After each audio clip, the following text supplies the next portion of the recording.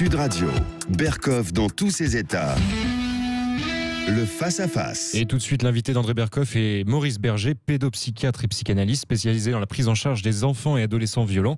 Il a évidemment de nombreuses casquettes, mais il a surtout publié en 2019 ce livre sur la violence gratuite en France aux éditions L'Artilleur. Bonjour, docteur Maurice Berger. Bonjour, monsieur Berkoff. Bonjour, ravi de vous recevoir à nouveau. Vous avez reçu effectivement pour votre livre. Mais je voudrais parler spécifiquement de ce qui se passe en ce moment, et pas seulement en France, mais aux États-Unis et ailleurs. Alors, c'est lié, c'est pas lié, vous aviez abordé, mais cette dimension, je dirais, que l'on voit un peu partout, à Minneapolis, ailleurs, cette dimension, je dirais, ethnique, raciale, mais aussi cette exploitation de part Antifa d'un côté, ici, les manifestations qu'on a vues récemment, cette espèce de violence, et puis ce qui se passe avec la police aussi, c'est quelque chose que vous connaissez, puisque vous travaillez au centre éducatif renforcé, à un centre éducatif renforcé et à l'École nationale de la magistrature, mais surtout vous travaillez sur les adolescents, etc. Est-ce qu'il y a, aujourd'hui on a l'impression, enfin tout se passe comme si, il y a des mots d'ordre qui sont lancés, que de part et d'autre on souffle sur les braises, et vous parliez, je me rappelle, c'était resté là-dessus, vous dites, il n'y a pas d'esprit critique, il n'y a pas de pensée, on raisonne par clan, par tribu, par famille, par quartier, etc. Est-ce que vous avez l'impression que ça, à l'échelle mondiale, en tout cas, dans un certain nombre de pays d'Occident, il ne faut pas généraliser. Est-ce que c'est ça qui est en train de se passer, je pense que il a été dit énormément de choses sur ce sujet. Et moi, je ne peux parler que de ma position. Ma position, comme vous l'avez dit, de pédopsychiatre sur le terrain. Je travaille dans une équipe qui est constituée à 80% d'éducateurs issus de l'immigration, essentiellement du Maghreb. Donc je reçois essentiellement des jeunes issus aussi de ces mêmes quartiers. Donc ça fait que j'ai un point de vue particulier. Je ne sais pas si vous serez d'accord avec, mais voilà. Moi, j'ai l'impression que, ce que je veux dire, c'est un aspect du problème, mais je trouve que c'est un aspect important et qu'on sous-estime. J'ai l'impression de même qu'Andy Warhol dit tout le monde aura son quart d'heure de célébrité, maintenant tout le monde blanc doit avoir son quart d'heure de honte. Honte aux policiers, honte à notre société raciste, honte à la France. On est rentré dans une flagellation collective. Masochiste. Voilà, mais c'est plus compliqué que ça. C'est-à-dire que, à partir de mon expérience, je constate qu'on a actuellement deux mondes, deux sortes de sociétés. Là, je m'appuie sur les écrits d'un ethnologue très ancien, Dodds, mais qui distingue ce qu'il appelle les sociétés de la honte, de la honte et de l'honneur, et les civilisations de la culpabilité. Les civilisations de la culpabilité, c'est les civilisations judéo-chrétiennes, et les sociétés de la honte et de l'honneur qu'on connaît un peu moins, ce sont des sociétés dans lesquelles la honte est une valeur dominante. C'est-à-dire reconnaître qu'on a fait une faute, c'est déshonorer, se déshonorer, déshonorer son groupe, déshonorer sa culture. Et un mot qui revient souvent avec les jeunes dont je m'occupe, c'est un mot arabe que je prononce, j'ai beaucoup de mal à le prononcer, c'est archouma, ça veut dire c'est la honte. Chouma, oui. La honte, oui. Voilà, vous prononcez mieux que moi. Donc, docteur Berger, restez avec nous. Très passionnant. Juste, on a une petite pause, et on va revenir sur ces deux sociétés, parce que, au contraire, là, je suis d'accord avec vous. En tout cas, pour le moment, ça me paraît vraiment au cœur du problème. Société de la honte, société de la culpabilité. On se retrouve après cette petite pause. À tout de suite. Merci.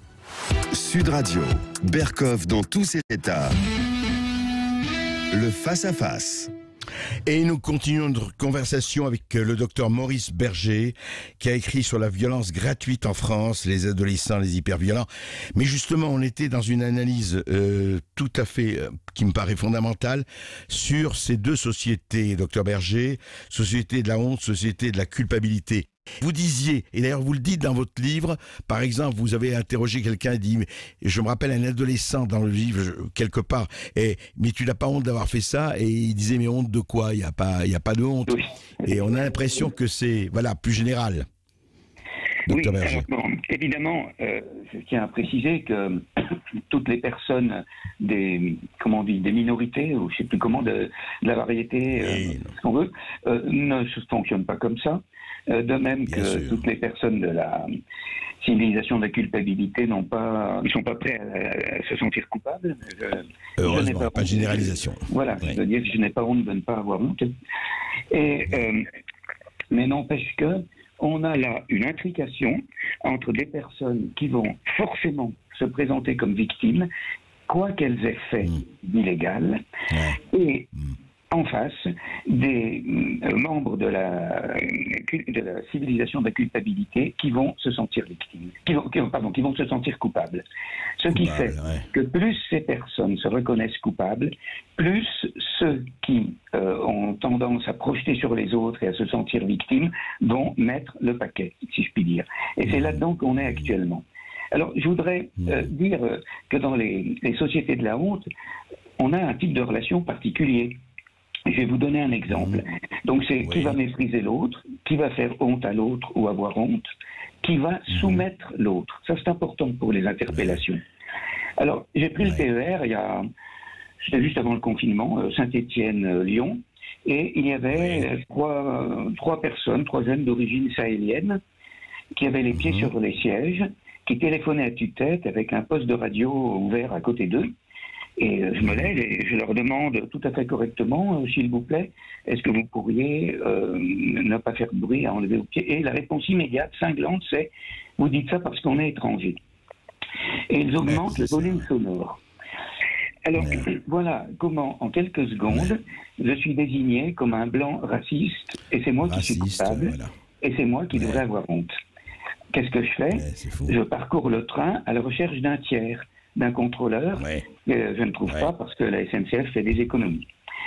Mais comme j'ai vécu beaucoup de circonstances semblables, j'ai décidé que je n'irais jamais voir le film Les Misérables parce que je me suis senti trop souvent misérable dans ces circonstances. Alors, je vais vous donner un autre exemple qui est un exemple qu'on trouve beaucoup, un éducateur des quartiers nord de Marseille m'expliquait, mais qu'on trouve aussi ailleurs. Hein.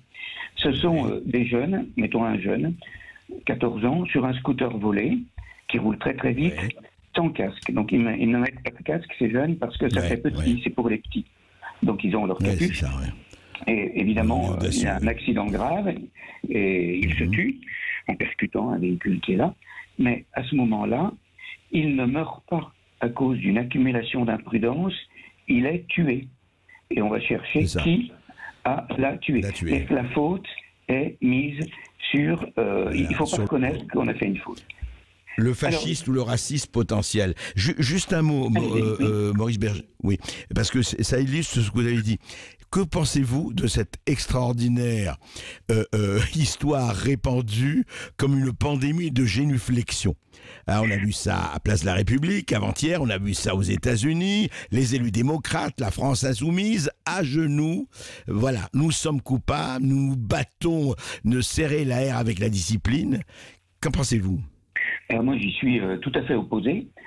Que les Américains fassent cela parce qu'il s'est produit cela dans leur pays, bon, c'est leur affaire. Mais c'est même pas un symbole. C'est même pas un symbole, c'est quelque chose dans le littéral où on s'humilie alors qu'on n'a pas de quoi s'humilier. C'est un geste de soumission.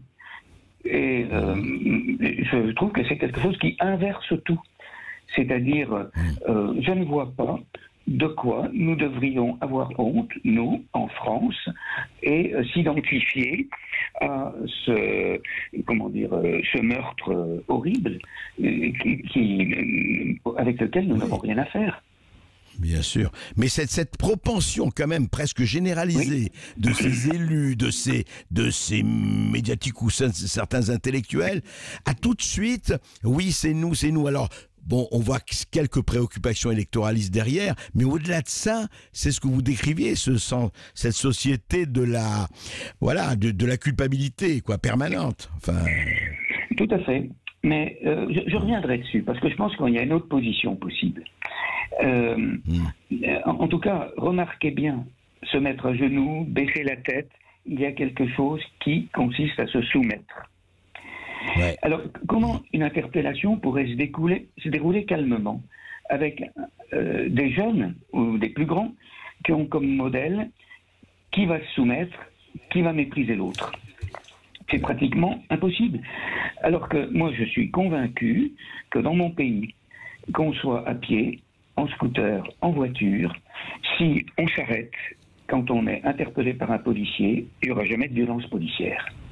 Voilà. Alors, Ouais, je pense que c'est... Ah oui, c'est simple. Hein. Ça paraît tellement énorme que j'ai l'impression de dire un scoop, alors que c'est ce qui se passe quotidiennement. Et évidemment, dans ce choc des deux modes de fonctionnement groupal, sociétal, les personnes qui sont les plus exposées, ce sont les policiers, parce qu'ils sont obligés d'être dans l'espace public pour y incarner la loi, alors qu'on a toute une partie de la population qui n'accepte pas la loi commune. Cette loi-là. Docteur Berger, restez avec nous. Nous allons continuer. C'est passionnant. Après les infos, on va retrouver les auditeurs de Sud Radio. Ils ont beaucoup de questions à vous poser. Nous restons ensemble après les infos. Oui, genoux à terre, menottes jetées par terre par les policiers en signe de... Ici Sud Radio. Les Français parlent aux Français. Les carottes sont cuites. Les carottes sont cuites. Sud Radio, Berkoff dans tous ses états. Et avec mon invité du jour, évidemment, on se retrouve avec le docteur Maurice Berger sur la violence et sur ce passionnant affrontement entre l'ordre, le soi-disant ordre et le soi-disant désordre, d'où il vient et comment il vient. Et évidemment, avec vous, auditeurs de Sud Radio. Vous êtes non seulement vous êtes fidèles, mais vous exprimez de plus en plus.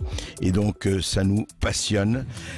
Docteur Maurice Berger, je voudrais revenir donc sur cet affrontement et je voudrais que vous me disiez si ce qui se passe en ce moment, qui n'est pas nouveau, sur, vous savez, Autant n'emporte le vent, film raciste, évidemment, éradication, Churchill, raciste, Colbert, raciste, le Code Noir, n'en parlons pas, alors que le Code Noir était le premier qui avait, Dieu sait que c'était une société esclavagiste, bien sûr, qui avait essayé de codifier, mais c'est pas là-dessus, c'est cette volonté d'éradiquer du passé, en tout cas du passé occidental ou blanc ou autre, faisons table rase. Est-ce que ça correspond, ça procède un peu de la même logique ou de la même démarche dont vous parliez, Maurice Berger? Oui, tout à fait. Tout à fait. Évidemment, on n'évoque pas le fait que l'esclavagisme était pratiqué au départ dans les pays de départ des esclaves par des membres des sociétés, par des membres des pays d'origine, et qu'il existe toujours, je crois, en Mauritanie. Donc ça, non, on ne doit pas en parler. Et moi, je crois que l'histoire, c'est ce qui est fait.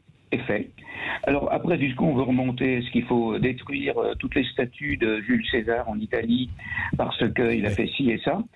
Moi, je suis assez d'accord avec ce qui s'est passé, je ne sais pas où, mais de laisser les choses en état et on ajoute une plaque. C'est-à-dire un tel, ministre, etc., a participé à l'extermination de telle population. Oui. Je trouve que ça, alors là, pour le coup, ça maintient la mémoire autrement au lieu d'essayer de l'effacer. Et que ça montre de quoi ont été victimes certains groupes ethniques, culturels ou autres, et que c'est bien mieux que de vouloir dire... c'est le témoignage au lieu de la honte. La honte, c'est vous devez disparaître. Voilà, moi ça me semble plus créatif. Et puis comme vous dites, il faut rappeler qu'il n'y a pas eu que la traite négrière transatlantique. Il y a eu la traite arabo-musulmane et la traite africaine. Et elle a fait autant de morts, sinon plus. Chacun, encore une fois, mais vous revenez à ce que vous avez, on revient à ce que vous avez dit, docteur Berger. Qu'est-ce que c'est que ce sentiment de honte et ce sentiment que plus on a honte, plus d'autres vous ont dit mais vous devez encore plus avoir honte. C'est un gouffre sans fond en fait. Exactement. Quelque part. Exactement. Et moi, je parle toujours de l'endroit où je travaille, c'est-à-dire de délinquants violents. et il faut voir quand même que quand je vais vous donner un exemple. Moi, j'aime bien partir d'exemple. Oui. C'est un jeune qui a 15 ans. Je vais l'appeler Ryan, c'est un prénom d'emprunt, mais je vais donner le prénom d'emprunt de son éducateur, c'est Karim. Donc ils viennent tous les deux du même pays. Et Ryan, donc l'éducateur me demande de recevoir ce jeune, et il m'explique que ce jeune crache par terre dans l'institution où il est, et refuse de laver ses crachats. Donc l'éducateur me dit, nous on en a assez de passer la serpillière. Alors, je demande à ce jeune, tu fais pareil chez toi? Il me répond, ah non, ça serait trop crade. Alors, c'est une réponse intéressante parce que il vit dans un milieu extrêmement violent, mais vraiment très très violent, à tel point que c'est lui qui a demandé à être placé. Vous imaginez? Donc, il réalise une sorte de, comment dire, pas d'immigration économique, mais de sortir de son milieu pour être protégé. Sauf qu'une fois qu'il est dans le foyer, il est protégé, mais d'abord il retourne tous les jours dans sa famille, ça surtout, mais il n'utilise pas l'aide relationnelle que lui propose l'éducateur. C'est-à-dire qu'il prouve sa fidélité à son milieu d'origine en humiliant ceux qui l'accueillent. Voilà, et plus on va l'aider, plus on va essayer de l'aider, plus ça va souligner que dans son milieu d'origine, ça ne se passe pas comme il faut. Et donc, moi, il va recevoir notre aide. Vous avez suivi Voilà. Donc... Non, mais c'est-à-dire, sans transposer tout, il ne faut pas comparaison n'est pas raison, mais quand même, il est dans un pays où on aide et il peut dire, mais ce pays, je le crache dessus parce que ça me rappelle un certain nombre de choses. C'est ça. Exactement. Et c'est pour ça que, bon, on a le droit de rêver sur Sud Radio. Moi, j'imaginais une personnalité. Je crois qu'il faut remettre la honte là où elle est. Pour Ryan, la honte, elle est au niveau de sa famille, qui le tape, etc. Bon. Et c'est ça ce que nos hommes politiques n'arrivent pas à faire. C'est-à-dire, ce n'est pas parce que des individus, ou les parents de ces individus, ont été victimes dans leur histoire personnelle, familiale, culturelle, que notre civilisation de la culpabilité doit accepter d'endosser le rôle de bourreau. Et j'aimerais qu'il y ait une personnalité politique qui dise à certaines de ces personnes, ceux qui se comportent comme ça, ceux qui disent c'est jamais assez, vous devriez avoir honte. C'est remettre la honte là où elle doit être. Vous devriez avoir honte d'élever vos enfants. Oui, d'élever vos enfants sans leur inculquer un minimum de respect pour notre pays, sans leur inculquer les lois, sans leur expliquer que rien n'est dû, de laisser vos enfants conduire des véhicules volés, d'abîmer la démocratie qui vous protège. Alors, je ne suis pas dupe. Dire cela, ça ne changera rien aux jeunes délinquants dont je m'occupe, à leurs familles, aux associations militantes. Oui, mais pardon, docteur Berger, vous avez parlé de la butée. Ce n'est pas seulement leur dire, c'est de montrer au-delà de cette limite, votre ticket n'est plus valable. Voilà, il y a aussi la carotte et le bâton.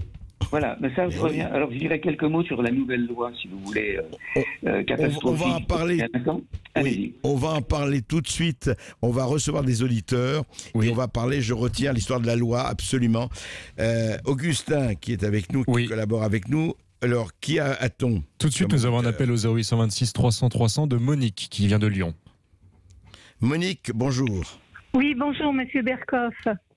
Bonjour. Alors moi, je voudrais intervenir. Je suis naturellement extrêmement passionnée par la discussion que vous avez avec monsieur Berger, que j'avais écouté lorsque vous l'aviez reçu pour son livre. Pour son livre, mais je voudrais mettre aujourd'hui l'accent sur un autre point. J'ai l'impression que monsieur Berger et d'autres, avec tout le talent qui est le sien, il traite les conséquences, mais qu'on ne s'attaque pas aux causes. Et les causes, c'est l'imposture idéologique et culturelle qui fait croire que seuls, enfin, ça a été un peu évoqué, mais que seuls les Européens ont été esclavagistes.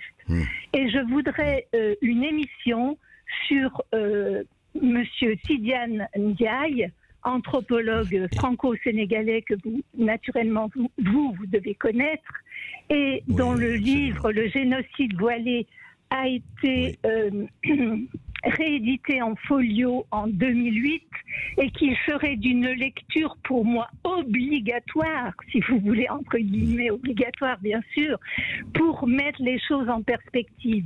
Je l'ai dit très brièvement, 9 à, cité par M. Ndiaye, 9 à 11 millions d'Africains rasiés par les Européens, 77 millions de descendants aux États-Unis. 17 millions d'Africains rasiés par les arabo-musulmans, 1 million de descendants. Alors c'est sûr qu'on risque pas d'avoir des émeutes du type de ce qui s'est passé à Minneapolis avec les descendants d'Africains, puisqu'ils étaient systématiquement émasculés. Et que seules les femmes qui étaient dans les harems, etc., et qui ont eu des enfants, et ce 1 million de descendants viennent de ces femmes. Donc, tant qu'il y aura cette imposture à ne parler que de l'esclavage européen, qui a existé, qui a été terrible. Je suis tout à fait d'accord, c'est absolument terrible. Moi aussi, je pleure en lisant La case de l'oncle Tom. La question n'est pas là.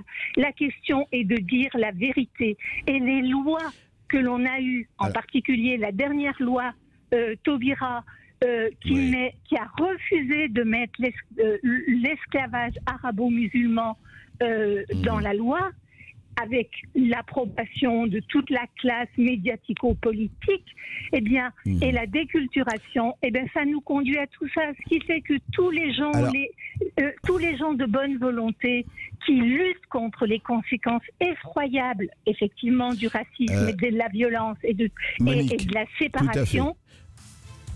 Nous, on est d'accord. Monique, on vous a... alors, non seulement vous écoutez, non seulement je crois que... Je ne veux pas parler pour le docteur Berger, mais je pense qu'il le sait tout à fait. Quant à moi, je peux vous dire deux choses. D'abord, nous avons évoqué à plusieurs fois les traites négrières. Nous allons recevoir bientôt Tidiane Ndiaye et le génocide voilé. Bien sûr, on le recevra dans Berkov, dans tous ces états sur Sud Radio. Et nous allons aussi recevoir quelqu'un d'autre, si vous n'avez pas lu, qui est passionnant, c'est Olivier Pétré-Grenouillot, qui a écrit un livre passionnant sur les traites négrières. Évidemment, vous savez, ici, on est contre les 2 poids 2 mesures et il n'est pas question d'oublier ceci. Et je crois qu'on est bien d'accord là-dessus. Merci en tout cas, Monique. Un autre auditeur ou une autre auditrice, Augustin ? Oui, non, je pense qu'on va se retrouver après un court instant, mais vous êtes très nombreux à nous appeler au 0826 300 300 et on se retrouve. Vous pouvez évidemment poser vos questions à Maurice Berger, pédopsychiatre et auteur de sur la violence gratuite en France, aux éditions de l'Artilleur. À tout de suite. Les carottes sont cuites. Sud Radio, Berkov dans tous ses états. Dans tous mes états, dans tous nos états, avec le docteur Maurice Berger, avec les éditeurs de Sud Radio, et avec ce malaise dans la civilisation, en tout cas, on le sent partout. Je racontais ce qui se passe, effectivement, les docteurs qui jettent leurs blouses, le personnel soignant, les avocats qui jettent leurs robes, les policiers qui jettent leurs menottes.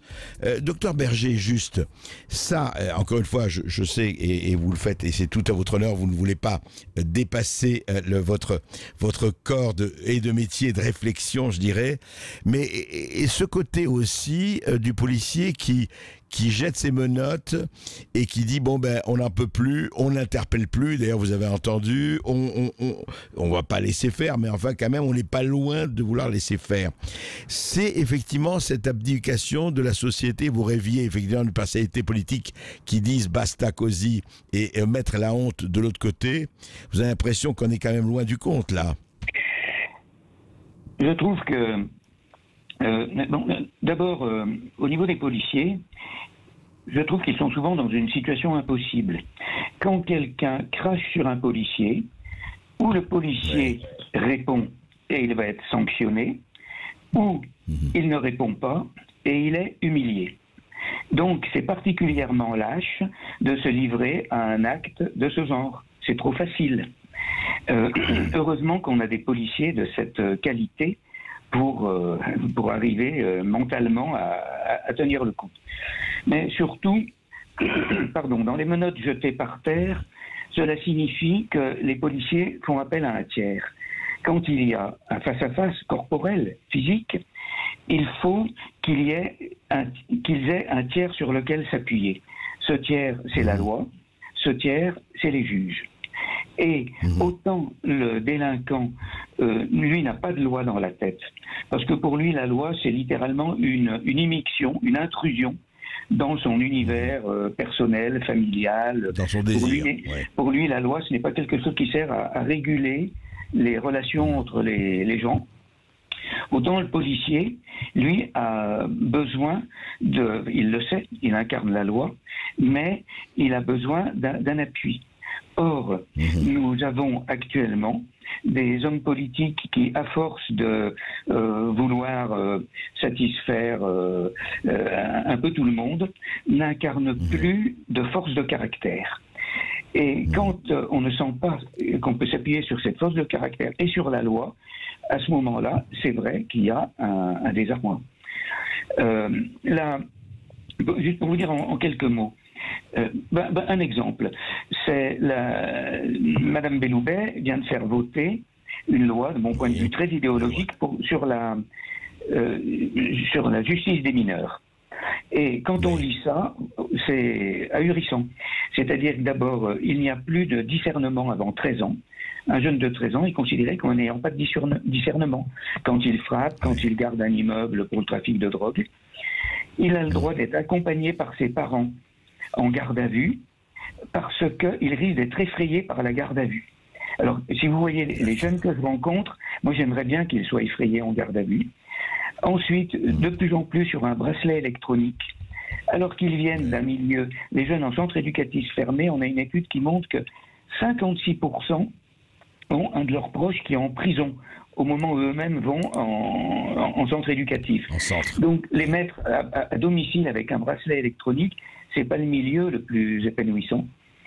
On a une loi qui s'annule elle-même. C'est incroyable, c'est la loi qui va être appliquée en principe en octobre 2020. Hein. C'est-à-dire que quand il y a un contrôle judiciaire, eh bien, le sujet, il est marqué dans la loi qu'il faut qu'il réitère, c'est-à-dire qu'il reproduise plusieurs fois le non-respect du contrôle judiciaire pour être emprisonné. C'est-à-dire dans la loi, on dit qu'on a le droit... Il faut qu'il récidive en permanence. Oui, on a le droit qu'il ne respecte pas la loi plusieurs fois avant qu'elle soit appliquée. C'est marqué une violation répétée. Donc, vous imaginez, pour la prison ferme, c'est pareil. Interdiction de prison ferme d'une durée de moins d'un mois. Or, moi, j'ai vu des magistrats à l'École nationale de la magistrature qui m'ont expliqué que pour certains jeunes, 15 jours de prison avaient été une butée salutaire. Monsieur Auboin, que vous avez peut-être reçu, 40 ans dans les cités, ce préfet, cet ancien préfet, dit que dans 2 tiers des cas, les mineurs mis en prison ne récidivent pas, parce que ça a fait buter. Et là, sauf que la ministre a prévu que du coup, les juges pourraient mettre 1 mois, 1 semaine. Et elle a ajouté un paragraphe indiquant qu'en cas de peine supérieure à 1 mois, on devra chercher une alternative à l'incarcération.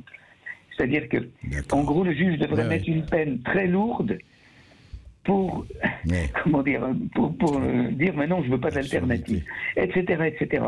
Et là, on a une loi qui est angélique, alors qu'il y a besoin d'une butée physique pour que ces sujets se mettent à penser. Ça, je le crois beaucoup. Il faut qu'on les empêche d'agir pour qu'ils commencent à penser, donc à progresser. Et nous, on est très démunis face à cela. Ouais. Et effectivement, là, cette loi, elle procède plutôt d'une idéologie de bisounours plutôt que de l'idéologie du monde réel. Et c'est ça qui nous guette toujours.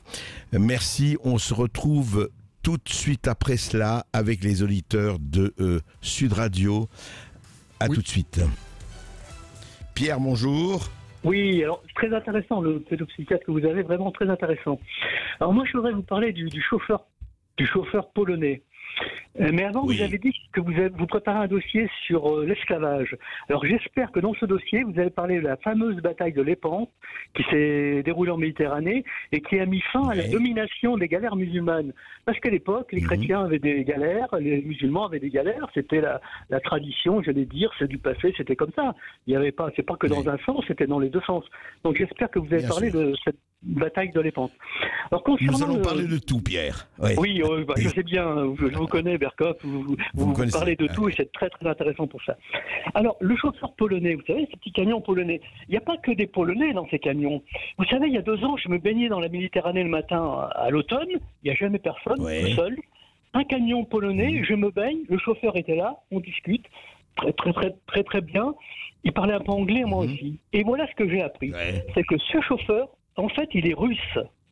Il est russe, il n'habite pas en Pologne, il travaille pour un transporteur polonais, il part 2-3 mois à Gênes, dans le nord de l'Italie, et il fait du cabotage entre Gênes et Barcelone. Voilà. Et il attend les ordres de son patron. Et alors, évidemment, quand il y a une marchandise à prendre, si vous voulez, entre Milan et Avignon, et évidemment, il est en concurrence avec le chauffeur français payé au SMIC. Évidemment, sa boîte a dit payer en dessous du chauffeur polonais. Évidemment. Il était même en dessous du chauffeur polonais. Ouais, d'accord. Évidemment. Donc, et alors, il me dit qu'il n'a pas le droit de travailler en Pologne en tant que russe parce que les syndicats polonais n'en veulent pas des Russes. Les syndicats polonais n'en veulent pas des Russes, donc ils les envoient en Europe, là. Donc vous voyez déjà l'Europe commencer. En plus, Schengen, ça vaut rien parce que lui, il est russe et il travaille chez nous. C'est même pas le chauffeur polonais à l'intérieur de l'Europe, c'est ça circule. Ça circule entre la Russie et la Pologne, Berkoff. Ça circule. Et voilà ce que je voulais vous dire. C'est pire que ce qu'on peut croire, quoi. Bon, c'est pas une statistique sur les millions de Russes, si vous voulez, mais moi, je l'ai constaté, je l'ai vu. Le système. Non, mais c'est le système. Oui, c'est le système. Et cette personne russe était très très heureux de parler avec un Français. Et j'en ai retenu que les Russes préfèrent discuter avec les Français qu'avec les Polonais.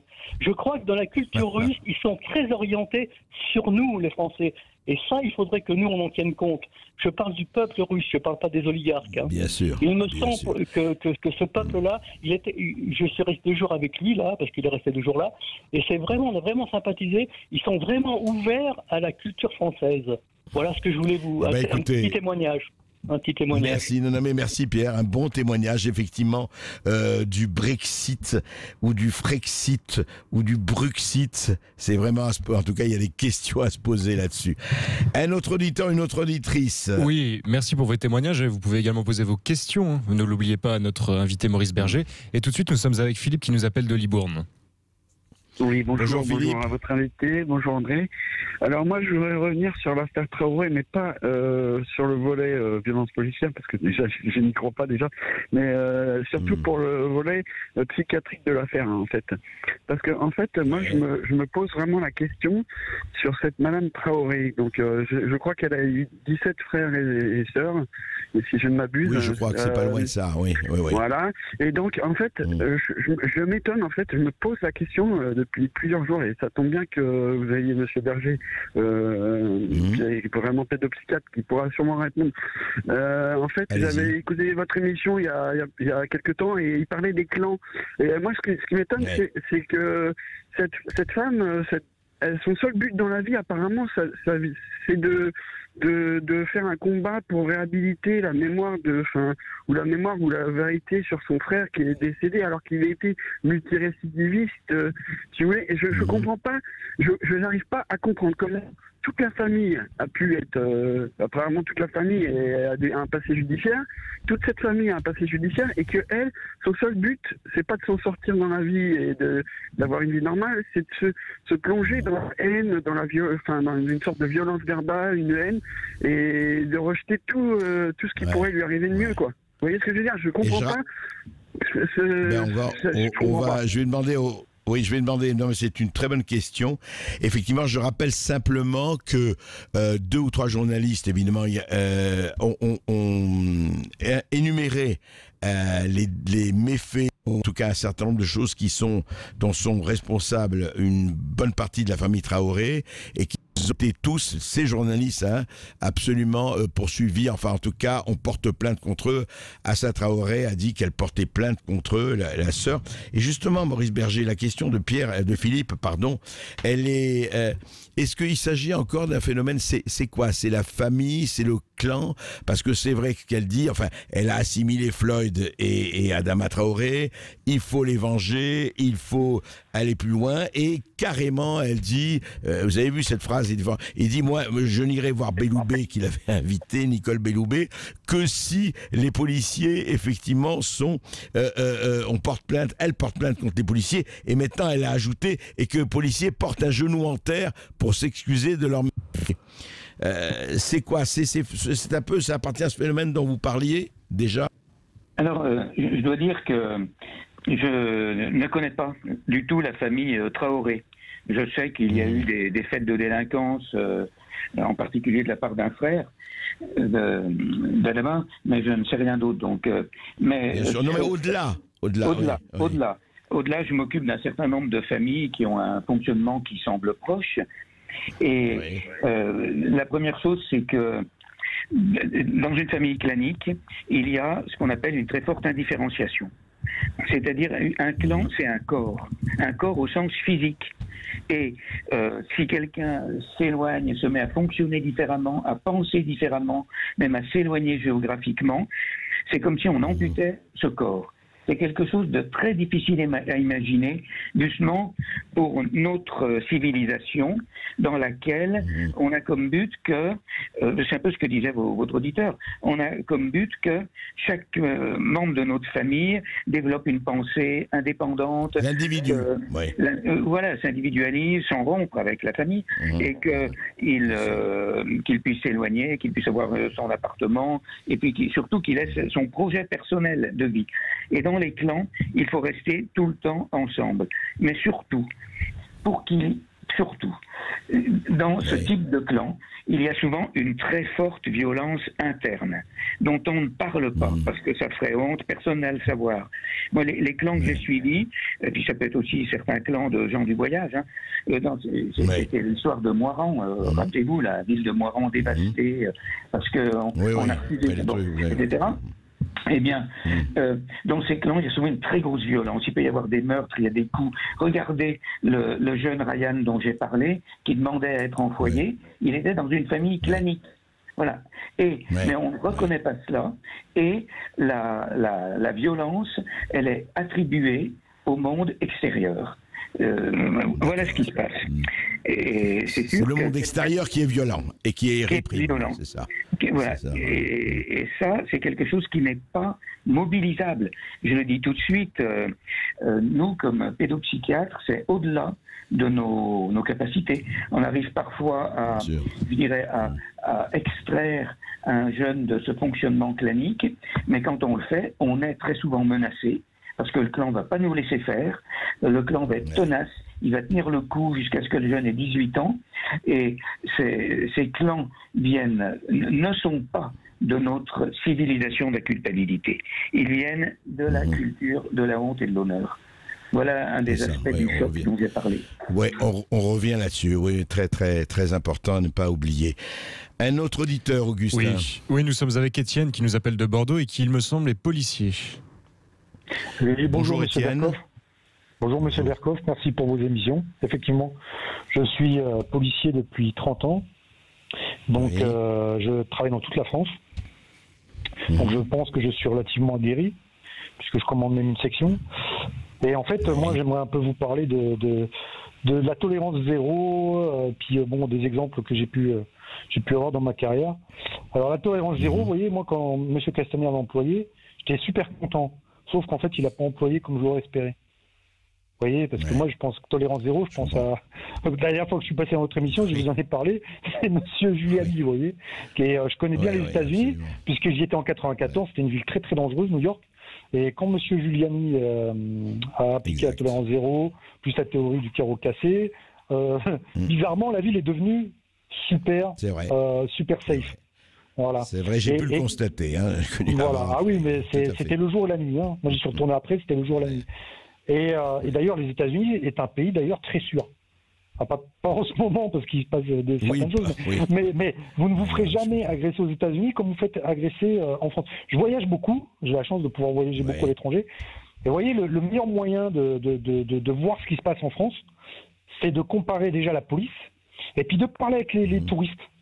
Et il y a deux choses qui ressortent, c'est qu'en France, la police, c'est une des polices les plus cool, les plus bisounours, les plus gentilles par rapport aux polices étrangères. Allez en Espagne, allez en Russie, allez en Turquie, allez aux États-Unis, allez même en Angleterre, insulter un Bobby's, vous allez voir ce qui va vous arriver. Allez en Algérie, oui, les pays du Maghreb, j'en parle même pas. En Égypte, je suis allé en Égypte, je suis allé en Tunisie, et donc voilà, là je peux comparer la police parce que je vais toujours avec des écussons de police, je discute avec les policiers du coin, on s'échange des écussons, voilà. Et par contre, discuter avec les touristes étrangers. Et moi, les touristes étrangers, comme je suis CRS, je m'en occupe. Vous voyez, quand je patrouille sur les champs, quand je patrouille sur des événements et tout. Et moi, les touristes étrangers en France, vous savez quoi, monsieur Berkoff? Je les ramasse à la petite cuillère. Et moi, j'ai un touriste brésilien. Oui, je les ramasse à la petite cuillère. Allez au 8e arrondissement, dans le 8e arrondissement des Champs, vous allez voir des files de touristes étrangers qui attendent pour déposer plainte. Et vous verrez aussi qu'il y a des policiers roumains en France. Vous savez pourquoi? Parce qu'on a récupéré toute la voyoucratie roumaine. Vous voyez, j'ai patrouillé à Saint-Étienne. À Saint-Étienne, on a eu un briefing. Et le commissaire nous disait voilà, attention mafia tchétchène, attention mafia albanaise, mafia. Voilà. En fait, en France, on récupère toute la délinquance étrangère. Et quand vous discutez avec des touristes étrangers, ils vous disent mais la France, c'est un pays horriblement dangereux. Moi, j'ai lu le guide du routard, enfin l'équivalent du guide du routard américain pour la France. Là-bas, ils donnent des comptes, mais c'est vérifiable.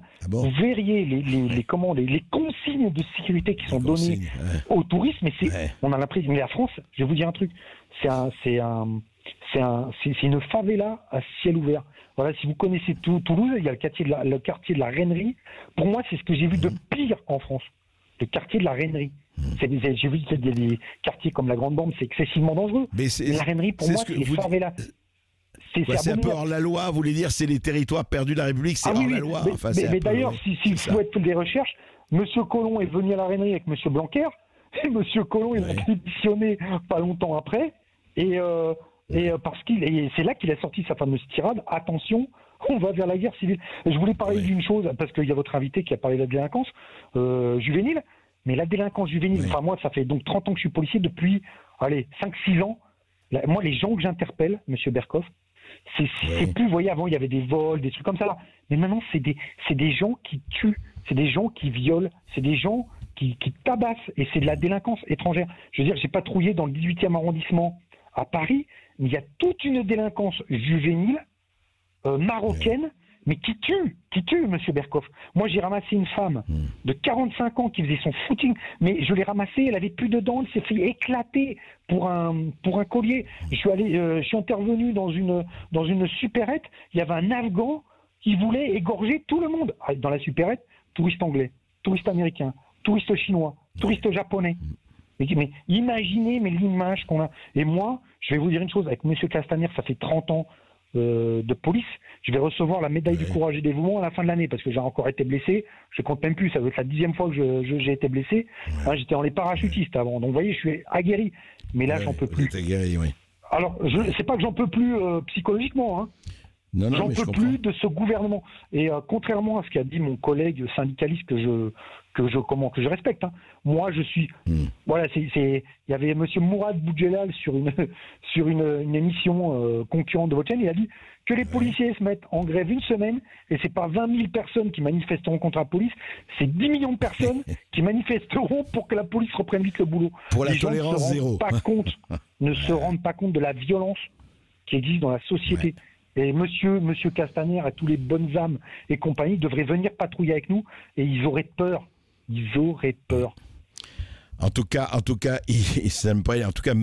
merci de votre témoignage, et il est écouté et transmis